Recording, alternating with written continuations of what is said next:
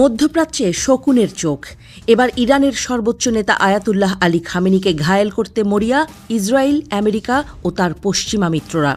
ঠিক সেই সময়ে লিবিয়ার নেতা মুয়াম্মার গাদ্দাফির শেষ আনুষ্ঠানিক ভাষণটি প্রাসঙ্গিক হয়ে উঠছে, যে ভাষণে গাদ্দাফি আমেরিকা সহ পশ্চিমাদের সরেপ উন্মোচন করেছিলেন।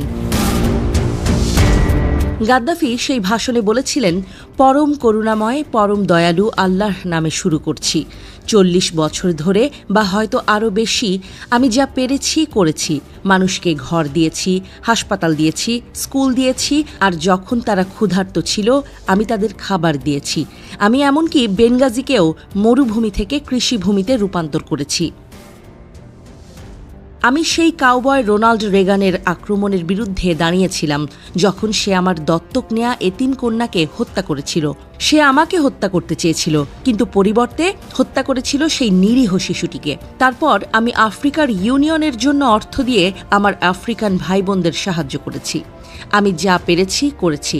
মানুষকে সত্যিকারের গণতন্ত্রের ধারণা বোঝাতে চেয়েছি, যেখানে জনগণের কমিটিগুলো আমাদের দেশ পরিচালনা করত। কিন্তু সেটাও কিছু মানুষের জন্য যথেষ্ট ছিল না। এমনকি যাদের 10 ঘর বিশিষ্ট বাড়ি ছিল, নতুন স্যুট ও আসবাব ছিল, তারাও সন্তুষ্ট ছিল না।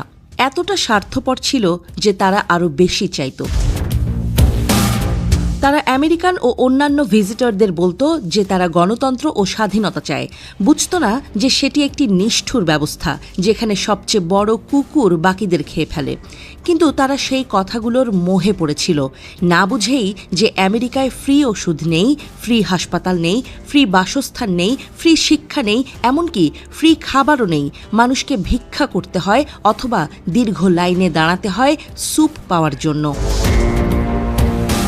আমি যা কিছু করেছি, কিছু মানুষের জন্য তা কখনোই যথেষ্ট ছিল না। কিন্তু অন্যরা জানত আমি জামাল আবদেল নাসেরের আদর্শের সন্তান, আমাদের একমাত্র প্রকৃত আরব ও মুসলিম নেতা।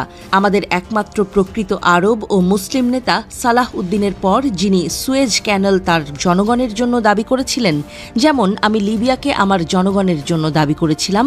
তার পদচিহ্ন অনুসরণ করে আমি চেষ্টা করেছি আমার জনগণকে উপনিবেশিক দখলদারদের হাত থেকে মুক্ত রাখতে, চোরদের হাত থেকে রক্ষা করতে, যারা আমাদের কাছ থেকে সবকিছু ছিনিয়ে নিতে চায়।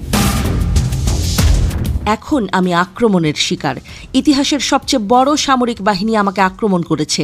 ওবামা আমাকে হত্যা করতে চায়, আমাদের দেশের স্বাধীনতা কেড়ে নিতে চায়, আমাদের ফ্রি বাসস্থান, ফ্রি চিকিৎসা, ফ্রি শিক্ষা, ফ্রি খাদ্য কেড়ে নিতে চায় এবং এর জায়গায় দিতে চায় আমেরিকান ধাঁচের লুটপাটের ব্যবস্থা, যাকে বলা হয় পুঁজিবাদ।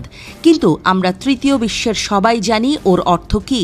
এটা মানে কর্পোরেশনগুলো দেশ চালায়, দুনিয়া চালায়, আর মানুষ কষ্ট পায়।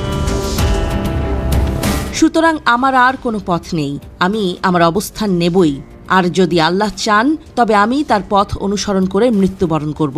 সেই পথ যা আমাদের দেশকে সমৃদ্ধ করেছে কৃষিভূমিতে, খাদ্যে, স্বাস্থ্যসেবায় এবং আমাদের আফ্রিকান ও আরব ভাই বোনদের সহায়তা করার সামর্থ্য দিয়েছে।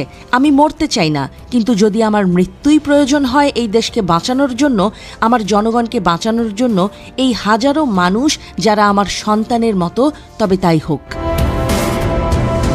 এই ঘোষণা হোক আমার কণ্ঠস্বর পৃথিবীর কাছে।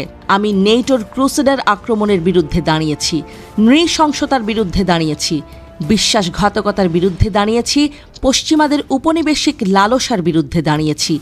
আমি আমার আফ্রিকান ভাইদের পাশে দাঁড়িয়েছি, আমার প্রকৃত আরব ও মুসলিম ভাইদের পাশে দাঁড়িয়েছি, আলোর এক দীপশিখা হয়ে।